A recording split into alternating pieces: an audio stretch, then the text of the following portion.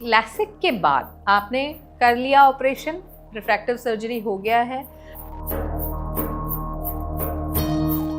इसके बाद आपको क्या प्रिकॉशंस लेने हैं, आप कब वापस अपने काम पे जा सकते हैं, ये सारी चीज़ें आपके मन में ज़रूर आता होगा बिफोर प्लानिंग फॉर लैसिक।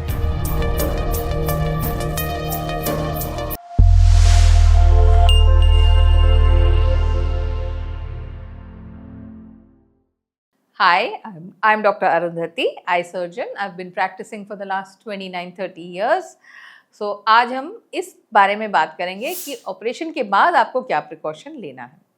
अगर आप फ्लैप वाला लैसिक सर्जरी करा रहे हैं, जैसे मान लो आपने लैसिक करा या फेमटोलेजर करा या कॉन्टूरा किया, तो उसमें सबसे मोस्ट इम्पॉर्टेंट पार्ट क्या होता है कि आपको आँखों को रब नहीं करना है, क्योंकि आपका एक फ्लैप बना हुआ है जो कि स्टिच्ड नहीं है, वो आँख के ऊपर कैपिलरी एक्शन से चिपका हुआ है।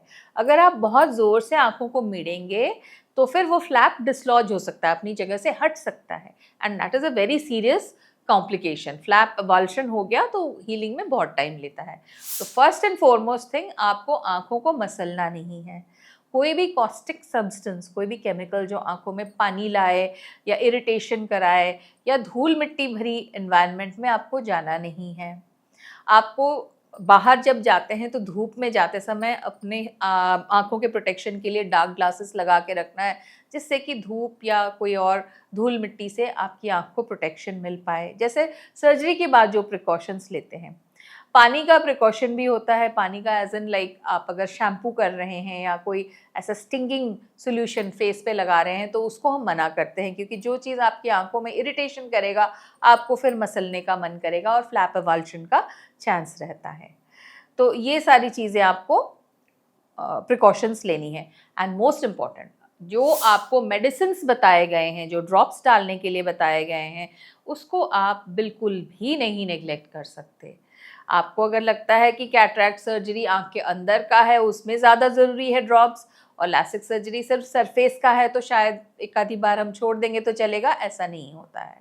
आपको medicines as per the doctor's advice डालना होता है। नहीं डालने से उसका इन्फ्लेमेशन, पोस्ट ऑपरेटिव DLK एक होता है, एक फ्लैप और बेड के बीच में एक इन्फ्लेमेशन का लेयर आ जाता है, उसमें विजन कंप्लीटली भी जा सकती है, कॉर्निया वाइट भी हो सकता है। So you need to be very careful. Medicines आपको टाइमली यूज़ करना है। स्विमिंग के लिए आपको नहीं जाना है। जैसे आप क्लोरिनेटेड वाटर वगैरह में स्विम वगैरह करते हैं, इवन गॉगल्स के साथ भी आपको अवॉइड करना है। कब तक? लगभग हफ्ते भर तक तो आपको करना ही करना है। महीने भर तक कर पाए तो बहुत बढ़िया। अगर आप लैपटॉप पे काम करते हैं तो कितने दिन में आप वापस जा सकते हैं। कॉन्टूरा या फेमटोलेजर में आप 3-4 दिन के बाद जा सकते हैं। क्लासिक में हम जो बेसिक क्लासिक होता है उसमें हम हफ्ते भर का रेस्ट। ऐसा नहीं कि आप बिल्कुल नहीं देख सकते, आप कर सकते हैं, फ़ोन वगैरह देख सकते हैं, लैपटॉप देख सकते हैं, बट कंटिन्यूअस काम के लिए हम अवॉइड करने बोलते हैं, क्योंकि आँख में स्टिंगिंग सेंसेशन, इरिटेशन होती है, जिससे again we back to the basics, आप उसको रब करने का मन करेगा और उससे आपकी आँख में दिक्कत आ सकती है। इसके अलावा आपको आँख में कोई भी मेकअप का सामान फॉर द लेडीज़ वो नहीं लगाना है। काजल या ऐसे कोई ग्लिटर वाला आई शैडो जो कि आँख के अंदर गिर सकती है, मस्कारा एंड ऑल, ये आपको नहीं लगाना है। कब तक? अबाउट अ वीक और सो। उसके बाद आप लगा सकते हैं। ग्लेयर हो रहा है या विजन में कोई प्रॉब्लम हो रहा है या नंबर वापस आ गया है सर्जरी कराने के बाद, तब भी do contact us and we will be able to help you figure out what is wrong and how you can resolve it. Thank you.